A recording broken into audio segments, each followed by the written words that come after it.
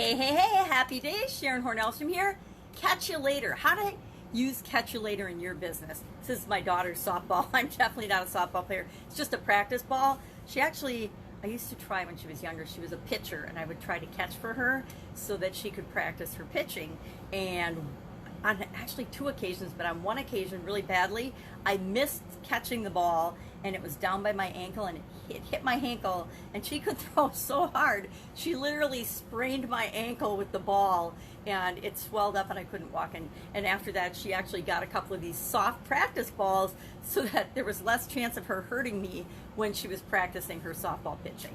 So lots of softballs in our household. Actually, a couple of crates full of these out in the garage at all times, and she kept them, I think, just for fun and for nostalgic purposes. She hasn't played softball in, geez, probably, how old is she? No, almost, I was going to say almost a decade, but I think it's been a little less than that, but it's been a really long time. Now, these balls are more my speed. I catch these balls, these little stress balls. I love them. I always have them sitting around the house because they're fun. They're cute, they're smiley, and they're fun.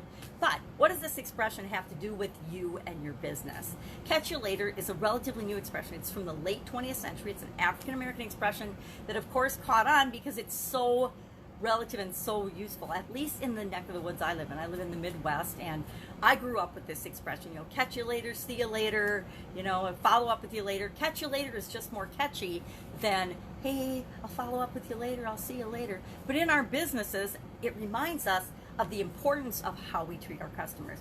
First off, we want to attract customers to us.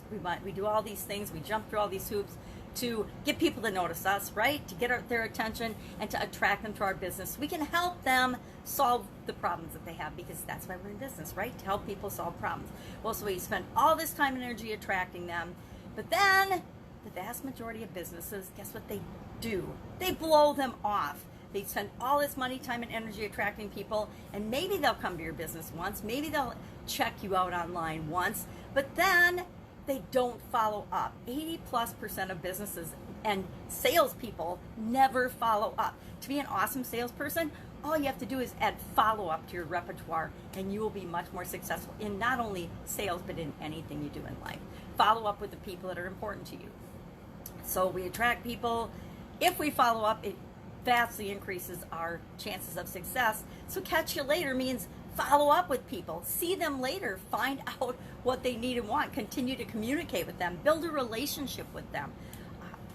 I always have a goal, and it wasn't always that way, but when I was younger and in different businesses, to create a lifelong relationship with people, and especially my customers. I have lifelong relationships with customers that I've been doing business with for, in some way, shape, or form, for literally decades, right? For at least 35 years, I've got certain people that I've been in business with and done transactions with, and will continue to well into the future.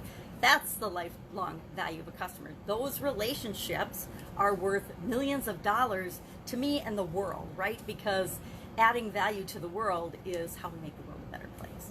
So catch and release is what I think of as well with this expression, because I used to fish with my ex-husband. My kids, my daughter still likes to fish, my son not so much, but I always was of the mind, hey, it's just a little fish, I'm throwing it back and letting it get bigger so I can catch it another year, right? We always went on several fishing trips a year, and I would seriously read more books at the front of the boat and pretend I was fishing than I actually did fishing because I love being outdoors, but I don't necessarily love catching fish and dealing with bait and all of that nonsense.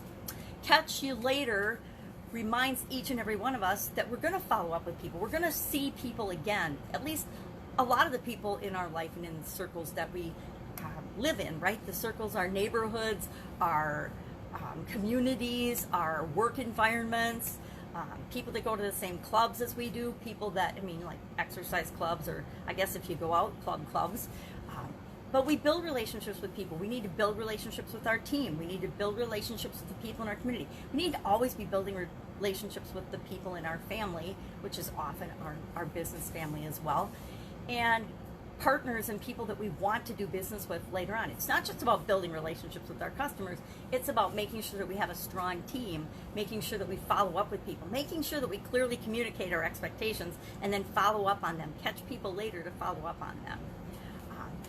And the other thing this idiom reminds me of is to catch people doing something great. Catch people doing something positive.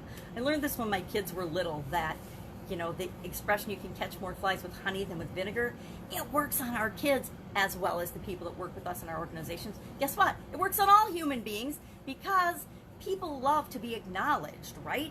I don't know about you, but when my kids were little and I wasn't paying enough attention to them, they might misbehave. Oh, imagine that, kids misbehaving.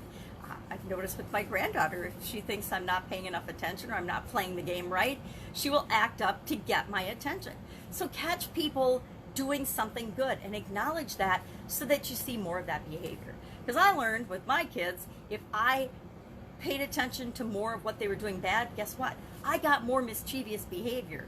But if I praised and I paid attention to it and I caught them doing something good and shined a light on that, then I got a lot more of that behavior. And because of that, I have two awesome human beings in my life that I don't take the credit for, because it's up to them to be who they are. But I know that treating people in a positive way will always get you better results than treating people in a negative way.